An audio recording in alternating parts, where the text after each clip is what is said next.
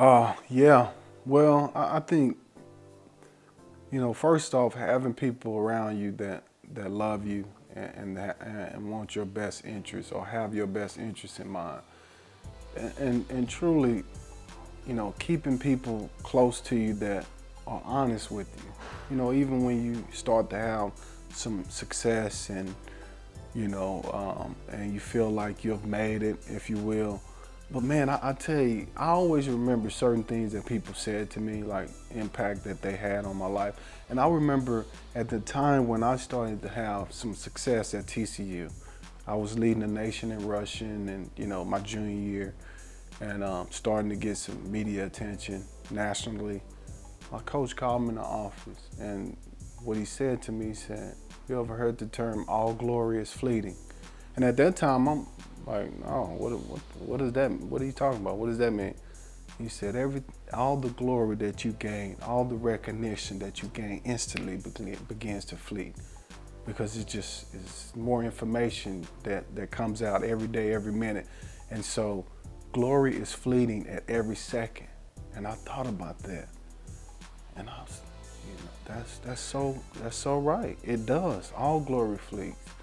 And so I was able to keep everything that I've done in perspective, just being able to move on, never looking behind me, always looking for the next challenge.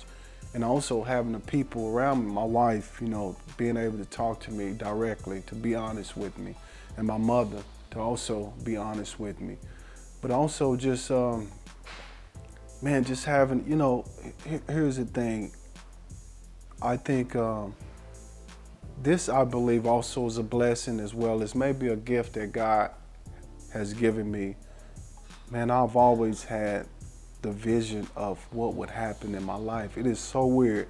Like different steps in my life, God showed it to me. I'm serious.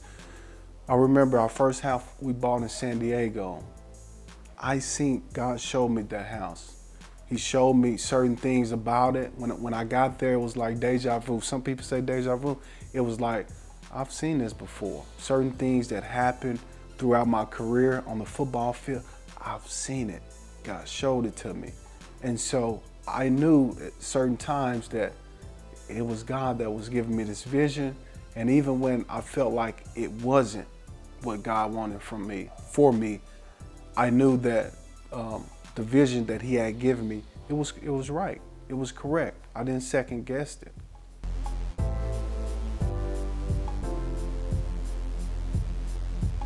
To be in this position that God has put me in, obviously it gave me notoriety. It allowed a lot of people in our country, maybe in this world, to just know my name, just know who I am.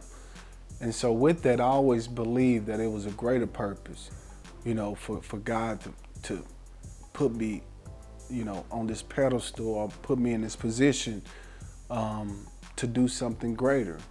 And so that's in God speaking to me, like He has at times, and me meditating and praying about what's next in my life, even beyond football, that comes up of there's a greater purpose for you. It's not just about football. Football is a platform. He allowed me to be great. He allowed me to be able to run the football like I did. But here's the funny thing. A lot of guys are able to run the football and make it to that level, but end up getting hurt, where they can't even play the game no more, and it ends their career. So God put me in such a position that, for one, I never got seriously hurt. My career didn't end like that. But watch this. I never had a surgery. I never got operated on. How many football players can say that?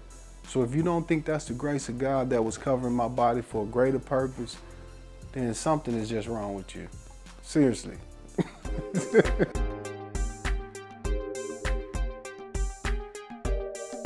No question about it. Yeah, I think that's, that's part of the purpose. But, at the same time, that's what I saw growing up. We didn't have much. You knew how we grew up. We didn't have much, but you know what? What we had, others had. And I remember, my auntie, she would bring in kids to live with her, different times throughout her life and raised those kids. They weren't her kids. And so I grew up around that. I grew up around bringing in people and feeding them. And so that was obviously, built in me, instilled in me. But I think the passion that I have to lift my fellow man up, to look that little kid in the eye and to give him hope, I think that's the true purpose, is to, our next generation is always, to me, the most important thing for me to probably be able to touch, because our next generation is hope for us, right? And I don't know exactly what that entails in terms of my true purpose, but I think I'm on the track. I'm on the right track that God wants me to be on in order to find what my true purpose is.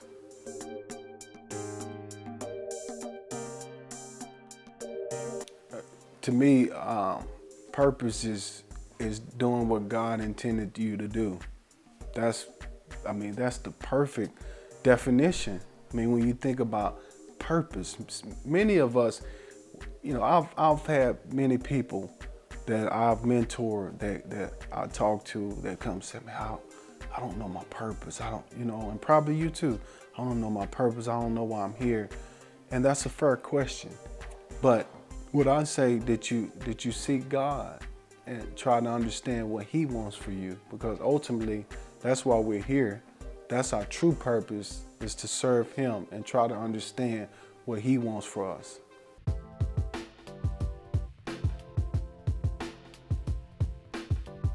Well, I think it's important to know your purpose, because it puts you on the path that God wants you to be on, for one. But you start to understand the roadmap.